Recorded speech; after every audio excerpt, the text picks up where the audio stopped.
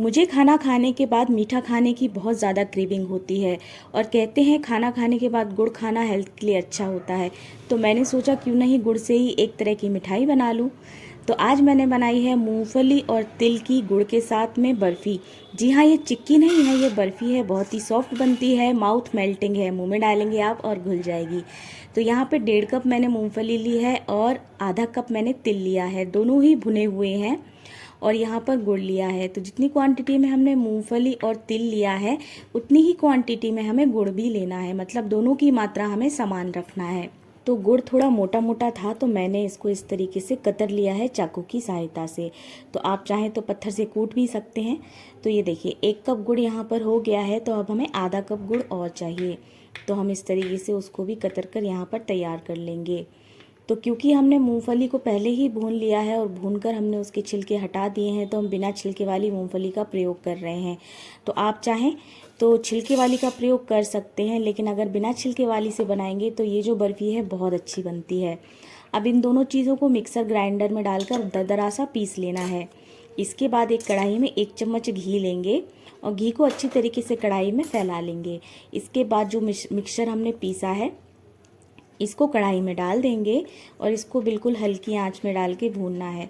तो पहले देख लीजिए कि थोड़ा सा गर्म हो जाए ये मिश्रण, मीडियम फ्लेम कर लीजिए आप। और उसके बाद जब ये मिश्रण थोड़ा सा गर्म हो जाएगा उसके बाद जो फ्लेम है उसको एकदम से लो कर दीजिए और बस 2-3 मिनट तक ही भून लीजिए, क्योंकि दोनों चीज़ें पहले से ही भुनी हुई हैं। तो इस तरीके से हम इन्हें हल्का हल्का ही भून लेंगे। इससे अच्छा सा घी का मतलब फ्लेवर आ जाएगा और जब आप भूनेंगे तो इनसे बहुत ही सौंधी सौंधी सी खुशबू आएगी। इस तरीके से हमारी बर्फ़ी बहुत स्वादिष्ट बनती है। तो इसको एक दूसरे बर्तन में निकाल लेंगे और ठंडा होने के लिए रख देंगे। वापस से उसी कढ़ाई में सिर्फ 1 चम्मच हम पानी डालेंगे और उसमें गुड़ डाल देंगे। तो जितना गुड़ हमने लिया था 1 कप और आधा कप पूरा गुड़ उसमें डाल के उसको हमें मेल्ट करना है। तो याद रखिए इस समय जो गैस की फ्लेम है लो ही रखना है। अगर आप इसकी आंच को तेज करेंगे तो गुड़ जो है ना जल जाएगा, उसका रंग भी काला पड़ जाएगा और स्वाद में भी वो कड़वा हो जाएगा। तो एकदम लो फ्लेम पर ही हमें गुड़ को पिघला लेना है। 5 मिनट बाद चेक करेंगे कि ये मतलब इकट्ठा हो रहा है कि नहीं। तो आप देख सकते हैं अब इकट्ठा नहीं हो रहा है, क्योंकि हम चिक्की नहीं बना रहे हैं तो एकदम हमें सख्त गुड़ नहीं चाहिए। तो 5 से 7 मिनट भूनने के बाद मैंने यहाँ पर आधा चम्मच घी डाल दिया है और फिर से गुड़ को मैंने एकदम धीमी धीमी आंच पर आप देख सकते हैं मैं इसको पका रही हूँ। तो थोड़ी देर पकाने के बाद मतलब 8 से 10 मिनट तक पकाने के बाद हम एक बार और चेक करेंगे। तो यहाँ पर आपको बहुत ज़्यादा पेशेंस की ज़रूरत है, जल्दबाजी बिल्कुल भी नहीं करनी है। तो देखिए अब ये गुड़ जो है इकट्ठा होने लगा है। तो हमको बस ऐसा ही करना है, क्योंकि हमें इसको सख्त नहीं करना है, क्योंकि हम चिक्की नहीं बना रहे हैं। यहाँ पर हमने 2 से 3 चुटकी खाने वाला सोडा डाल दिया है और इसको अच्छी तरीके से मिला लेंगे। गैस की फ्लेम को हमने यहाँ पर बंद कर दिया है।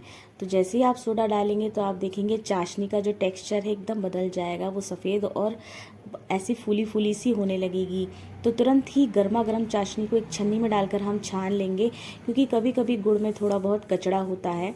तो इस तरीके से कचड़ा भी निकल जाएगा। तो जो छन्नी हो मोटी होनी चाहिए, ज़्यादा बारीक छन्ने से आप छानेंगे तो चाशनी छनेगी नहीं। तो जो सूखा पाउडर हमने पीसा था मूंगफली और तिल का, उसमें इस चाशनी को छानकर मिलाने के बाद अच्छे से मिक्स कर लेंगे और एक बटर पेपर लेंगे और इसके ऊपर इस मिश्रण को फैला देंगे। अब ये ठंडा होने के पहले ही हमें इसे अच्छे से फैला लेना है, वरना ये जम जाएगा और फिर आप इसका कुछ भी नहीं कर पाएंगे। तो आप चाहें तो यहाँ पर इसके लड्डू भी बना सकते हैं। तो पर मैं बना रही हूँ बर्फ़ी। तो इस तरीके से मैंने ग्लास ले लिया है, उस तरीके से दबाते हुए मैंने इस मिश्रण को अच्छे से बटर पेपर पर फैला दिया है। इससे क्या होगा, ये चिपकता नहीं है और आपको घी वगैरह लगाने की भी ज़रूरत नहीं पड़ती है, क्योंकि ऑलरेडी हमने घी डाला हुआ है। तो सजावट के लिए ऊपर से थोड़ा सा भुना हुआ तिल और मूंगफली हम यूँ फैला देंगे। तो ये ऑप्शनल है, अगर आपको नहीं पसंद तो आप इसको स्किप भी कर सकते हैं। तो फिर से ग्लास की मदद से इस चीज़ को भी हम फैला देंगे, मतलब तिल और मूंगफली को फैला देंगे और ये रोल करते हुए मिश्रण को एक सा कर लेंगे। तो ये जो मिश्रण है अभी हल्का हल्का गर्म ही है, इसी समय हम इसे चाकू से कट कर लेंगे, क्योंकि हो सकता है कि ये सूखने के बाद मतलब एकदम ठंडा होने के बाद कटे ना।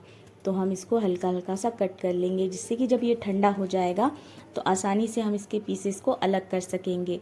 तो आप देख सकते हैं कि कितना अच्छा लग रहा है देखने में। और ये बहुत ही ज़्यादा हेल्दी वाली मिठाई है। तो अगर आपको रोज़ाना मीठा खाने की आदत है तो कोशिश कीजिए कि गुड़ से बनी हुई मिठाई का ही प्रयोग करें।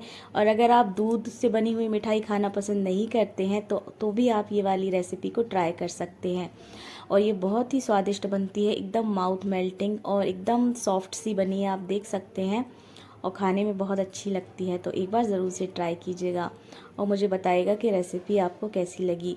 वैसे मेरी फैमिली में सभी को ये बहुत ज़्यादा पसंद आती है, स्पेशली बच्चों के दादाजी को। तो देखिए आपको रेसिपी कैसी लगी मुझे ज़रूर बताना और कमेंट भी करना। बाय।